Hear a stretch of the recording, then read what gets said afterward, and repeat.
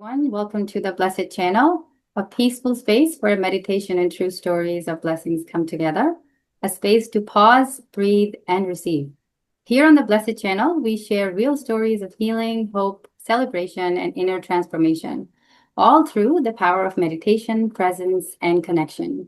This is more than a channel. It's a sanctuary of stories where every day people open their hearts to share how divine blessings have shaped their lives, whether it's subtle, powerful, and usually unexpected ways. Whether you're on a spiritual path, seeking peace, or simply curious about the beauty of meditation, you're welcome here. My name is Pooja Sarna, and I'm based out of New York. Professionally, I have been working as a litigation paralegal for over 18 years.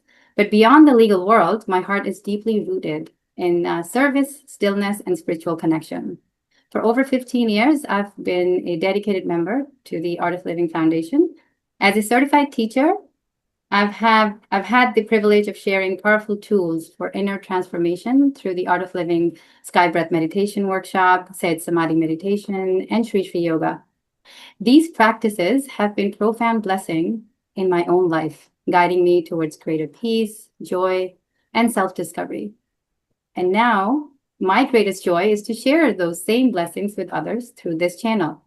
I'm also a proud and grateful mother to a 24-year-old son who's handsome, independent, and incredibly intelligent. He continues to inspire me every day. It is truly an honor to welcome our special guest today, someone whose story and presence is a blessing in itself. So take a moment to pause, breathe, and receive as we step into another heartfelt journey here on the Blessed Channel. Today's special guest is Dr. Sarita Patel. Dr. Patel is a distinguished clinician, educator, and leader in mind-body wellness with over 2 decades of experience at the intersection of integrative medicine and compassionate care. She currently serves as a director of pain management and palliative care services at New York Presbyterian Hospital, where she's known for her holistic approach to healing and patient-centered care. A senior faculty member of the Art of Living Foundation since 2001, Dr. Patel has been actively involved with the organization since 1996.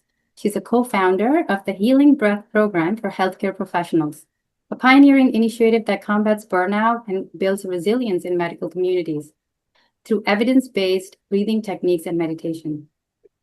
Dr. Patel is also deeply committed to service, seva, contributing to several national service projects and actively supporting the local chapter of Westchester of Art of Living Foundation. A highly sought-after speaker and facilitator, she has led transformative wellness programs at prestigious institutions, including NYU and Fortune 500 companies such as IBM. Her teaching seamlessly blends the ancient wisdom of the Vedas with modern wellness practices, reflecting her commitment to both personal transformation and professional well-being. Please join us in welcoming Dr. Sarita Patel to our Blessed Channel. Welcome. Thank you, Pooja. How are you, Divi? I am doing very well. Just finished the work, and what a pleasant space to be in now. Thank you for joining on Sure. such a short notice. Appreciate it. So you must have seen many stories of healing and grace in the treatment of patients, right? Have you, how have your experience been? Yeah, I mean, I've been a practicing physician for seems like another lifetime when I was in medical school, many years, 35 plus years. And yes, I have experienced on a subjective level personally. I've also experienced what my patients have shared with me and what their perspective could be. So yeah, there are several stories. And, in my opinion, really, blessing is a gift bestowed on all of us. It's a prayer answered by the divine or higher power or whatever you want to call it, right? Even our parents or master. So it may come in the form of any act of, let's say, grace, love, protection. Sometimes it's even subtler, appearing as an inner wisdom that gives us strength to fight something that at the time we perceive as not such a pleasant thing, right? So that's how I see blessing. And in medical practice, I've often experienced blessings in the form of opportunities to connect with another human being, my patient, who's so vulnerable, ready to share their, of course, physical aspect. You examine them, then lay naked in front of you. So you connect with that vulnerable, suffering, grieving human being at a very deeper level. This in and itself is a blessing to be able to, do that.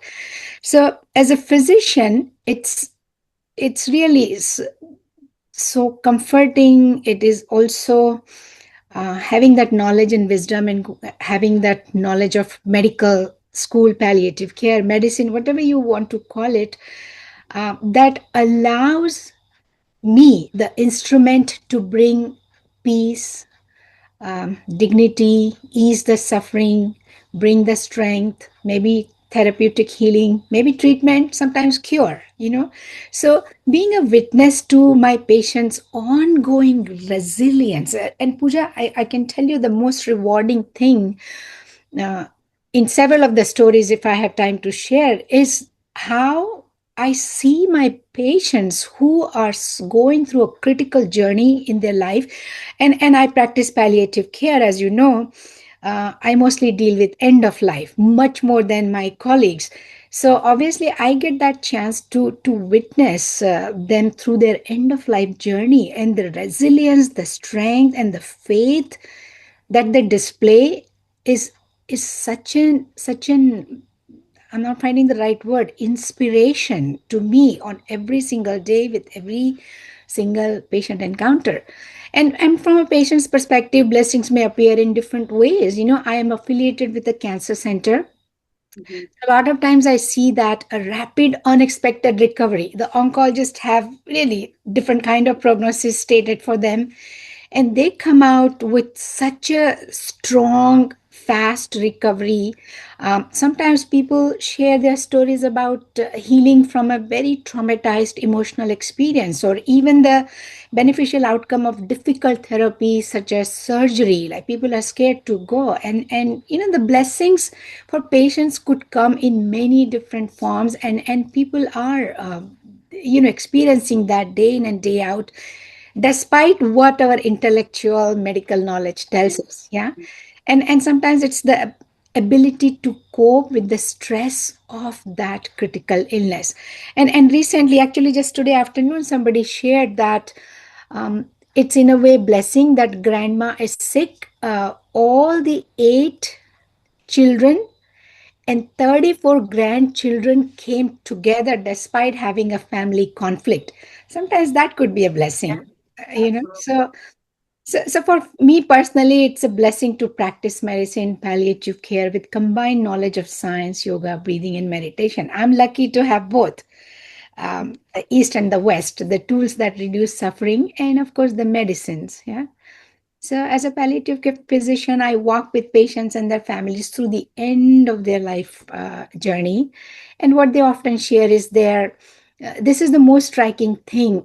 I have been practicing palliative care for the last 20 years, and it is like one thing commonly people have shared is spiritual growth in the last few days or weeks or even months, and something that they have experienced in a short span of time that they have not experienced in their 60, 70, 80, 90 years of whole life, entire life.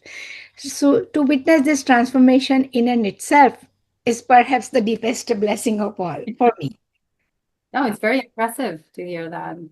Like, you actually deal with them one on one, so it must be very rewarding to see that, right? That growth. Absolutely. Absolutely.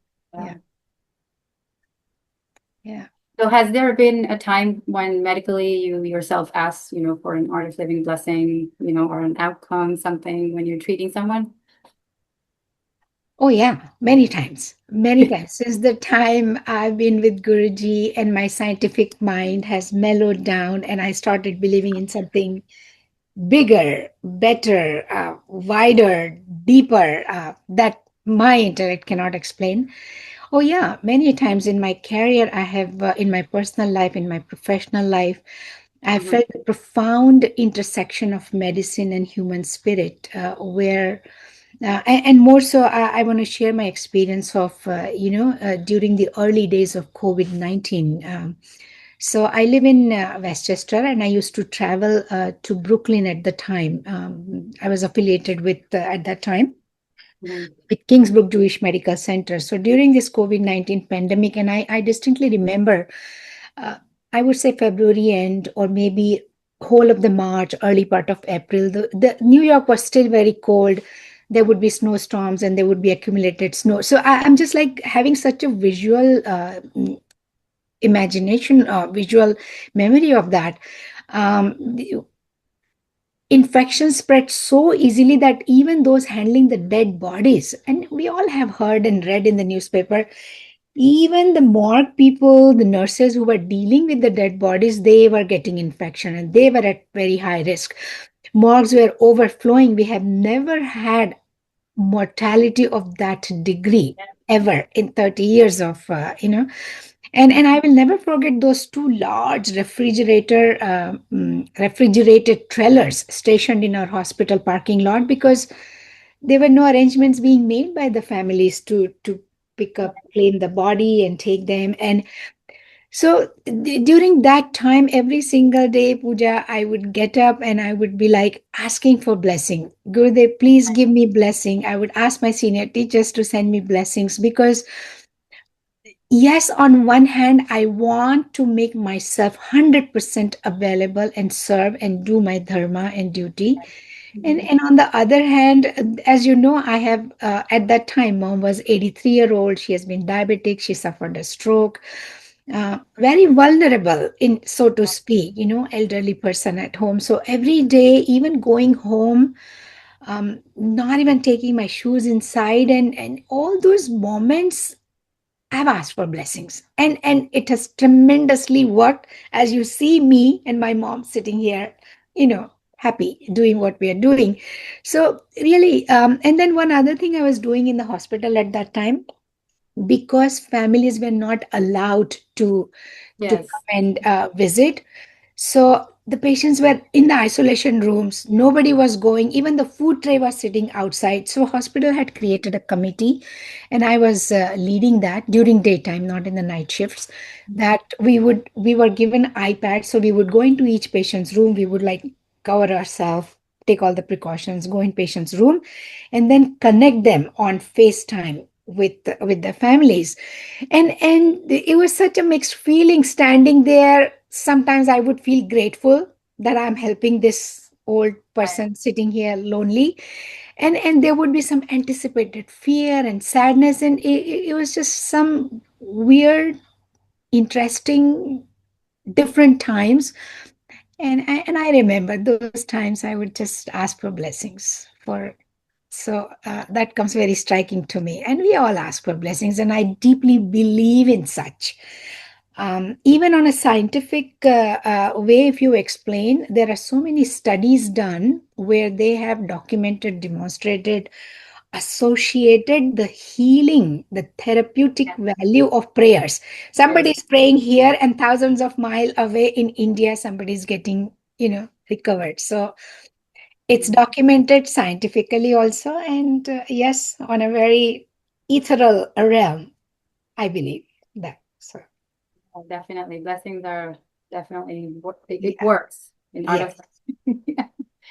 So did absolutely. you feel that the holistic programs to reduce stress had a tangible effect on the local population?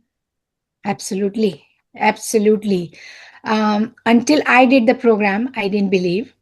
But Mm. then I was kind of like dragged, forced into doing this program. And I think everything just changed uh, after I met Guruji. Yes, I did Sahaj program and I was practicing. And yes, I was taught Sky and I was practicing. But everything just shifted. I don't know whether shifted here, everywhere. So for me, the personal experience, yes, there's tangible, visceral, palpable effect of these holistic programs. But I also see that. So since 2000, I would say 2000 January, I have been teaching Sky. And after a few years, I became Sahaj teacher and then silence teacher. So I've been teaching these programs for quite many years. And I have taught variety of different populations. Like um, as I shared with you the other day, I also manage the Westchester chapter. We meet regularly, and also my lot of time now goes into the healing breaths, the specially designed programs. So with this, I have seen community people, patients, nurses, doctors, hospital administrators, trainee doctors, trainee nurses, every kind of target population I have seen, and they are just amazingly influenced, affected by these holistic practices in programs, especially if somebody is like practicing long term, as you and I know as teachers, that um, the sustainable effect comes from daily practice. So there are really thousands of anecdotal reports from students of certified art of living teachers like myself, yourself, along with more than 100 plus research articles which are published in peer-reviewed journals, have documented the impact of these practices. So we are not just saying, okay, my students got benefited and they all went home happily and they're joyful, but the scientific evidence, what it does to your physiology, your brain, the neuroplasticity to your nervous system. And yet I would say this is just the tip of the iceberg. What we see, the evidence, the data that we see is really what is measurable, which is only this much. What the research cannot measure is something deeper, which is immeasurable. Love, joy, people are compassionate, happy, they have more energy. How do you measure that joy? Yeah. So I strongly feel on a very practical level, as well as deep down in my heart, philosophically also, that these holistic programs make such a big difference. Like really, Especially in the as you asked, yeah. like in COVID times where people were so stressed. So if you do these practices every day, it will make a difference, right?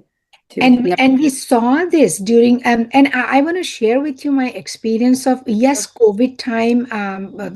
There was a lot of fear, and then people came forward and really these practices. And after that, the doctors, whatever programs we did during COVID time, were mostly online. Actually, pretty much all of them were online.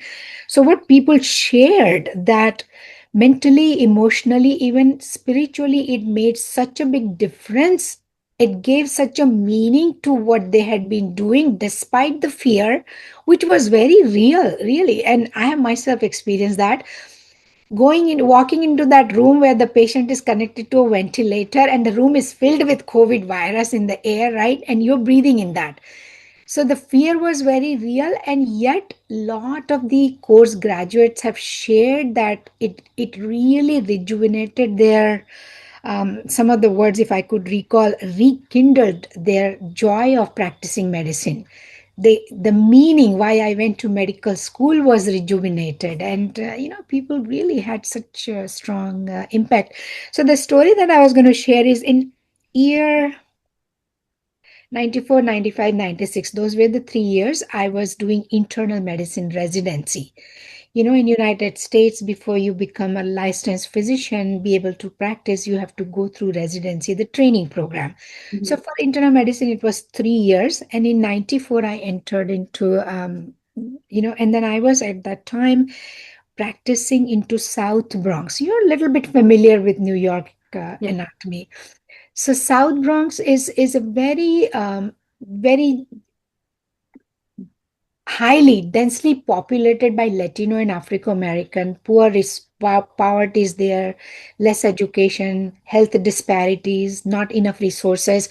In that kind of setting, in 94, 95, 96, and probably you were very young then, but it was the peak of AIDS at that time. And Wow. that is when I was getting training. So just imagine the the mentality of a very young physician who's looking for a bright future. And here you're dealing, every medical floor was filled with patients with florid AIDS and also multi-drug resistant tuberculosis. So that is the time the nurses, the doctors would be, again, just like what we experienced during pandemic.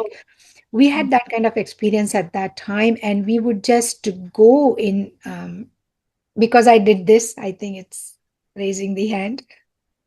Your Zoom, yeah. So, and that was the year that I was introduced into doing this program. Rashri, the Philip, they taught me this program.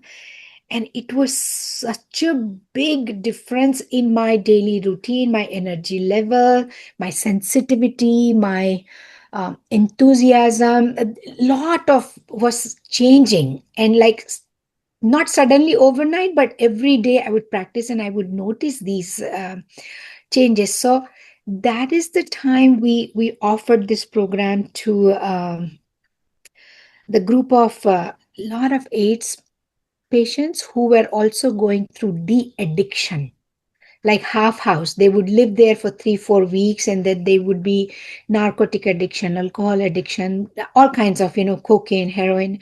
So we did this program in that addiction program, and we know how people really felt um, afterward.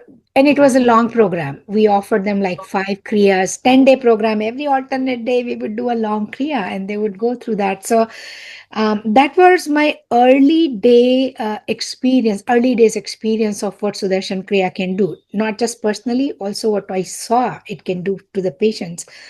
So then when I became teacher, I started teaching these programs. Yeah.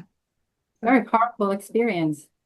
I'm glad you're sharing this, and Yeah. a lot of And people. then also, like after that, we did many programs for nurses, for diabetic patients.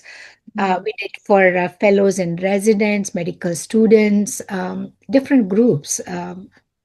We did this Mhm. program. So yeah, and So, there's no doubt, not an ounce of doubt that it is so needed is the right word. It's so much needed for intellectual burnout population like healthcare professionals.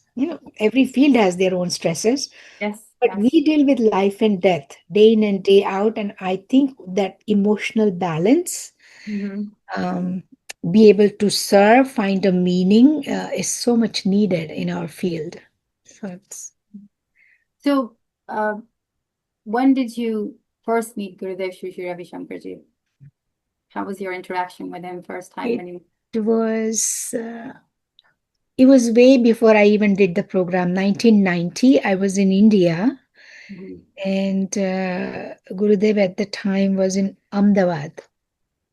So there was like a public event, and if my memory serves me right, it was so far away, hundreds and hundreds of people, and Guruji was sitting on some like very high stage.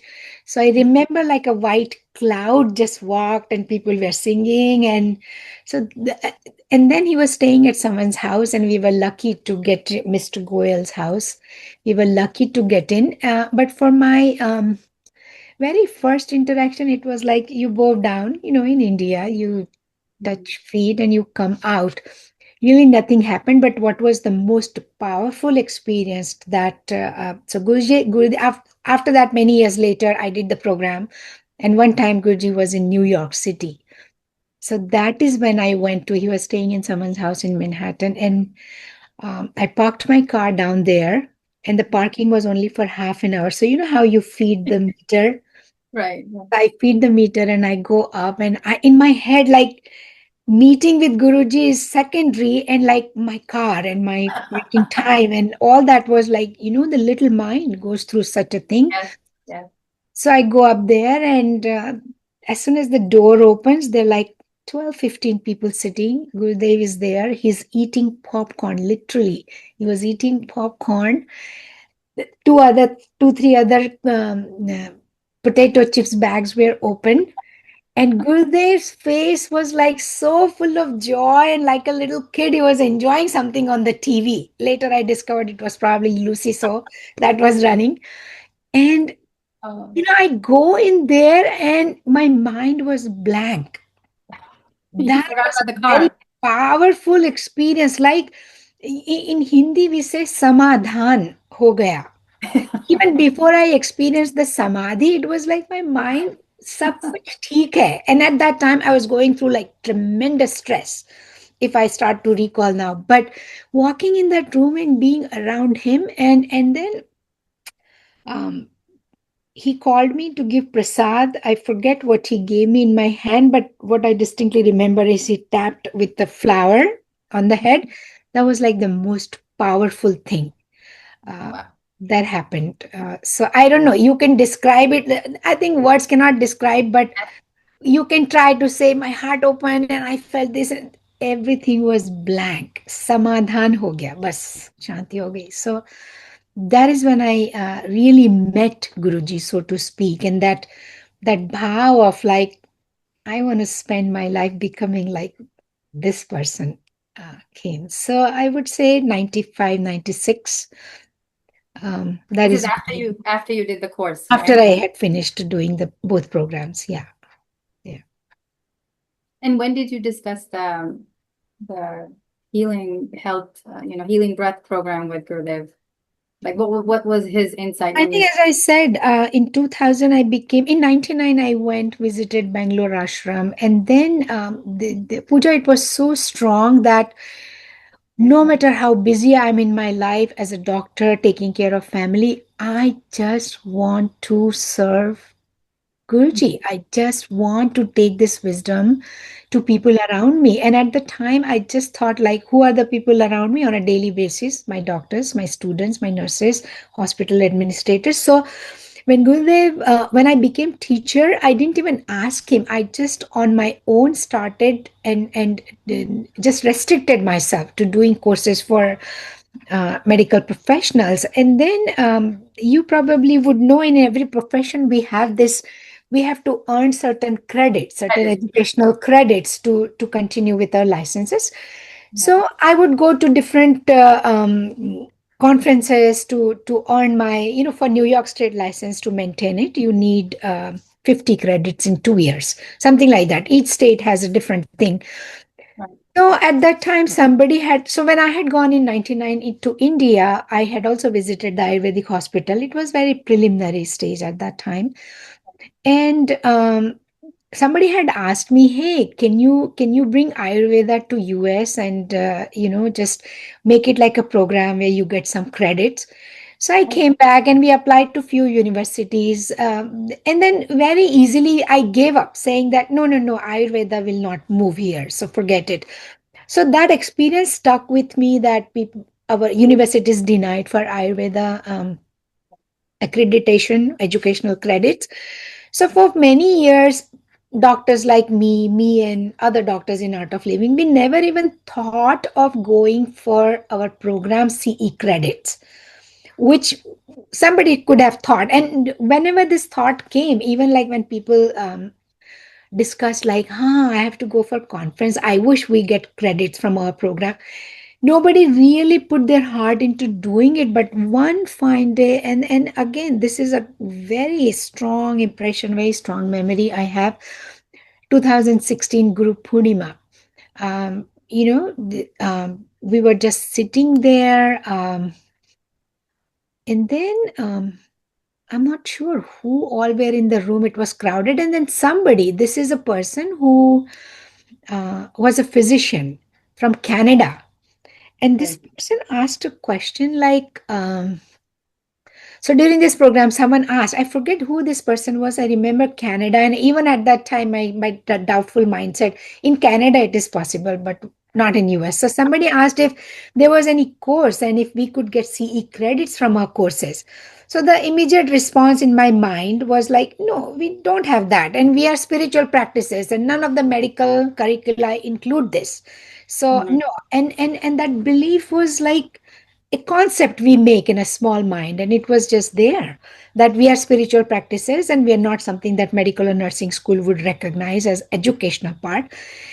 So after that person asked the question, it was like very beautiful moment. Gurudev so innocently, with his simple and very charming, said one little. If I look back, I could say this was an instruction, that was a question, that was a wonder. I don't know what that was. And he said, huh, why not? Like, can we get CE credits from this program? And my little mind is saying, no, it's not possible. No, maybe in Canada, maybe. And Maybe could another you ask country. very simple thing, why not? And that why not, that single, even now, I don't know whether that was a blessing, there was an instruction, that was a question, wonder. That single word, that sentence, huh? Why not? Dissolved all my doubts. Yeah. Sushmita was with me in the room. Both Mhm. of us came out and said, we have to look into it. And still, that little mind always would surface Yeah. up and say the doubts. No, no, no. Ayurveda, they didn't even recognize Ayurveda. At least people know Ayurveda. Who knows sky in this country? Nobody. But we applied, and then this is a miracle in my life, where miracles are now very common in our life, but that was like one of the miraculous moments that I and Sushmita felt. July, this happened, we come out, we apply, they asked a few questions, back and forth, whatever was missing in the application. Mhm. Sushmita was in India attending Navratri in the month of November. I remember that year Navratri was Well, going beginning of November. So it was her email. So NYU called Sushmita saying that, your application is approved. And Sushmita from there, early morning, woke me up in New York saying that, Sarita, our application is approved. And 2 days before, I was talking to Neeraj that we should okay. do a program. And we were just like getting ready to invite our doctor friends. I was going to invite mine, he was going to invite his.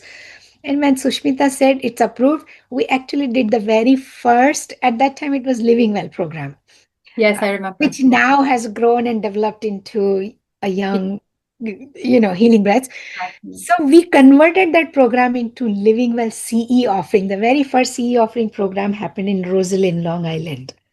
Oh, okay. 2016.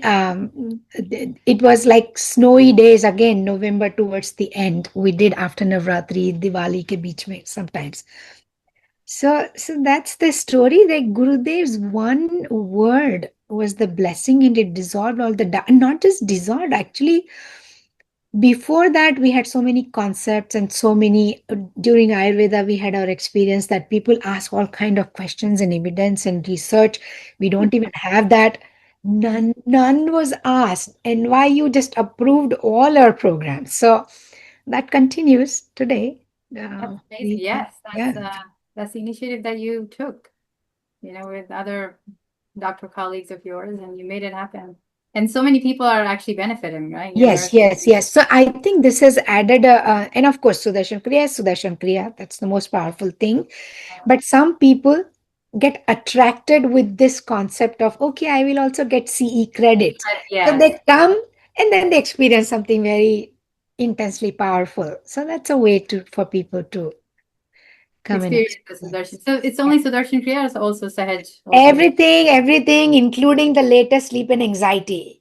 Oh, wow. So excited to share this that we Wow. have CE credits for physicians, PAs, DOs, dentists, nurses, for all our programs, including silence, sleep and anxiety, everything. So it's online or it's in person or it's both?